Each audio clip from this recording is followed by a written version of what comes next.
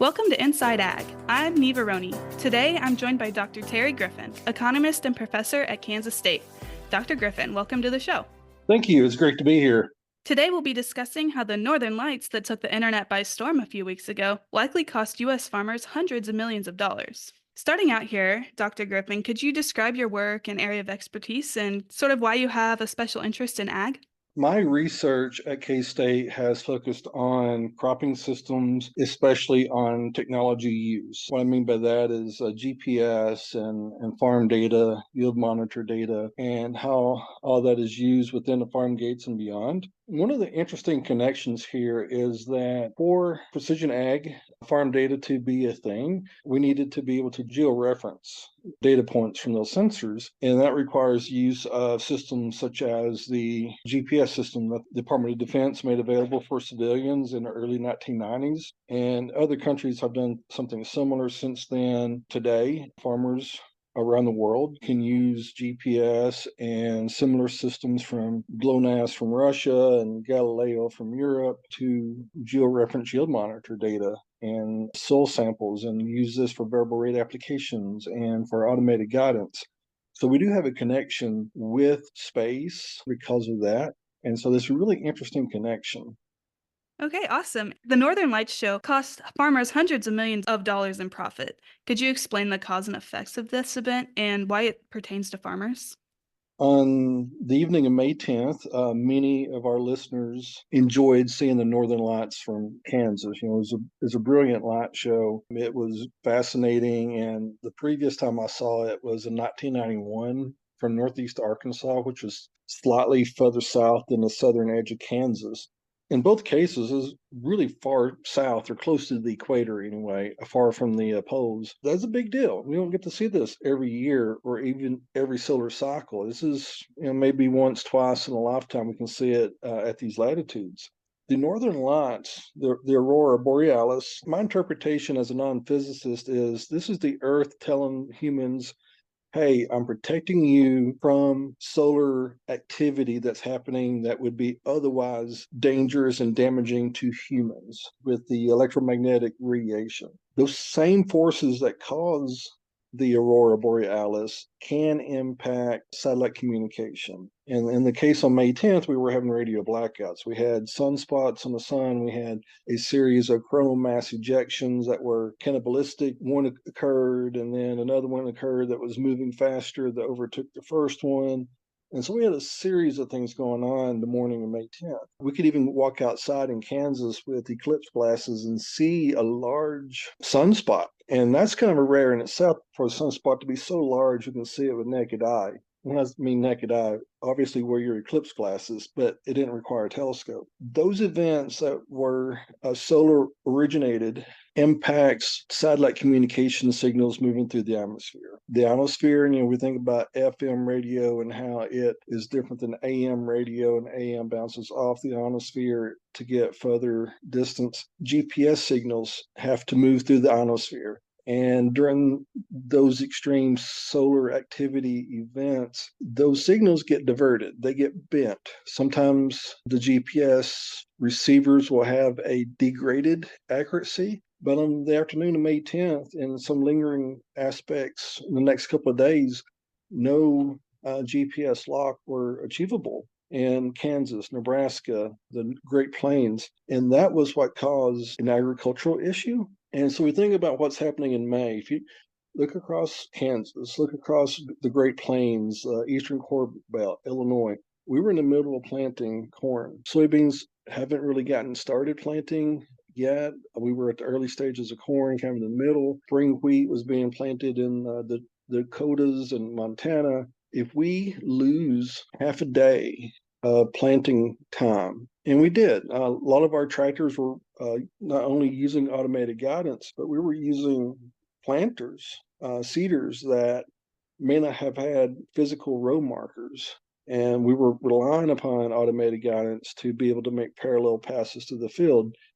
And many farmers opted to wait until GPS locks were restored in order to continue putting seed in the ground. We were kind of already behind the eight ball due to, especially the Eastern Corn Belt. It had been wetter than normal. Planting progress was already behind. And so we lose, let's say, 4 hours that afternoon on May 10th.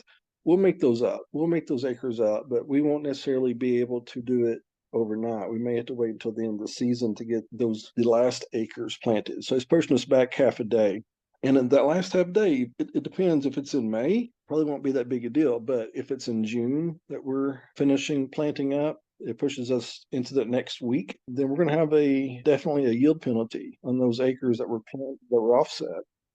And if we add those up, it's a tremendous amount of yield. This will impact yield forecasts. Commodity traders will be affected at the farm level. It's been estimated that, if we have a representative size, let's say 3,000 acre farm, and I use that size because it's sort of a single equipment set, one planter, one grain drill, one combine harvester. And if we lose a half a day during the best week of the year, let's say May 10th, it could cost that farm thousands of dollars. $3,000 was an estimate I made about 10 years ago in a similar situation I was looking at. If we add those up across all the farms across the United States, then we're looking at millions of dollars. Was this impact anticipated?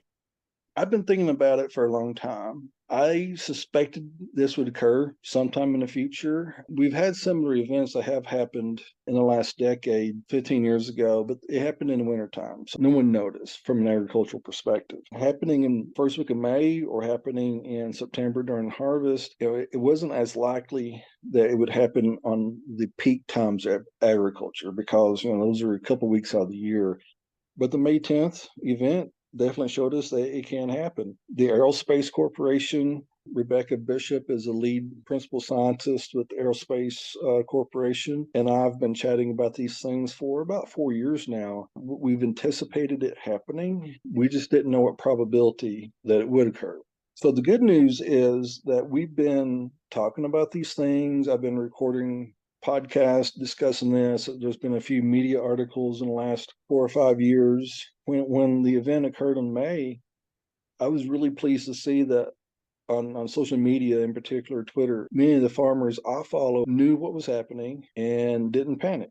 So it wasn't like they were upset with their hardware not working and starting to check their wiring. Hey, they knew GPS isn't working. Check the solar activity logs from the National Weather Service, NOAA. And so, oh yeah, we've got a pretty severe geomagnetic storm. Let's just wait it out. I was really glad to see that was the overall attitude on social media, rather than being upset with the dealerships and manufacturers of equipment and thinking that might be a hardware problem. With farmers relying so heavily on that technology and GPS guidance, what are the advantages or pitfalls of this technology from your point of view? It's kind of a scorpion stinging itself. So when GPS became available for civilian uses in the 1990s, we started doing some things like data collection, and that was great.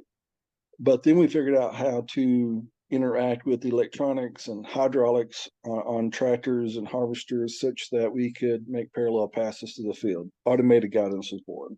It was a great thing. It reduced, stress and reliance upon humans to, pay attention. And then we realized, what? Instead of having an 8-row planter with row markers, how about we just make a 48-row planter with no row markers? It's a great benefit. Row markers are expensive. We don't have to have them. We can have these really big pieces of equipment that can plant lots more acres in a day. And that was great. Well, fast forward to May 10th, all of a sudden, we didn't have row markers on equipment that we were being reliant upon GPS to operate. We were vulnerable because of GPS allowed us to get larger equipment. But when GPS goes out, we are at a disadvantage. You mentioned earlier how farmers will kind of make up these hours they lost. Could you explain more in depth how that will work? Let's say we got 2,000 acres of corn that we want to plant sometime in April, May, and June. It's been said that we can probably plant so many days it will take us to plant 2,000 acres. Well, if we get a late start, if it's a wet April, it will plant more in May. If we have a May that's wet or have a GPS outage, it may offset those days that we're planting into June. And so if you look at yield potential harvestable yield by planting dates, There is a best week of the year. If we choose our hybrids correctly and our management practices correctly, those are the best week of the year to plant. If we're earlier than that, we may have a lower potential harvestable yield or may be at risk for freeze or frost damage. The opposite is true. If we wait the next week or 2, 3, 4 weeks later, then kind of a stair step. Each week after that, we will have a lower potential harvestable yield. It's kind of intuitive, so we plant corn in April and May for a reason. That's biologically the time to plant it, best returns for yield and profitability. We know that planting too late doesn't give crops enough opportunity with heat units and rain at the right time to make a yield of grain. So, it's intuitive to farmers that there is a best time to plant. And we can sometimes flatten that best time out into 2 or 3 weeks, but we know by the time we get into June, we're going to have some sort of yield penalty. And that's when we have, the final planting dates. Is there anything else you'd like to add?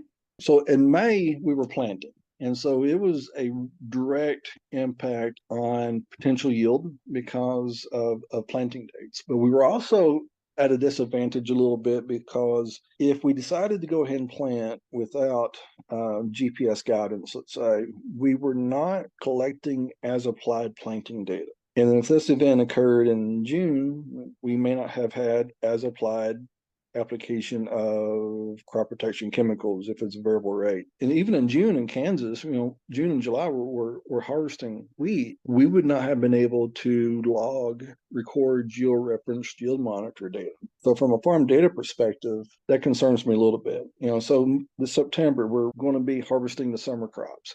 And if we have a GPS outage during that time, and not able to geo-reference the sensor data for moisture and yield data. A lot of systems will be affected, not just within the farm gates, because a lot of the seed sales people are interested in getting yield monitor data for comparison of hybrids. Some of the co-ops and service providers are using that data for community data analysis. So it's not just the farm operator who would be impacted, and it's a lingering problem, not just immediately. It's going to be an issue next year and the year after that, especially if we're using that information to purchase chemicals, fertilizers, if we're doing on-farm experiments, and we don't have access or the data is not able to be collected. We, the farmer, the service provider, the seed cells would be at a disadvantage. That is economist Dr. Terry Griffin of K-State. Dr. Griffin, thanks for coming on Inside Ag today. It was great to be here. I always enjoy talking about my favorite things, farming and space. That's it for this episode of Inside Ag from Kansas Farm Bureau, the voice of agriculture. If you enjoyed today's show, be sure to give us a like and share this with others.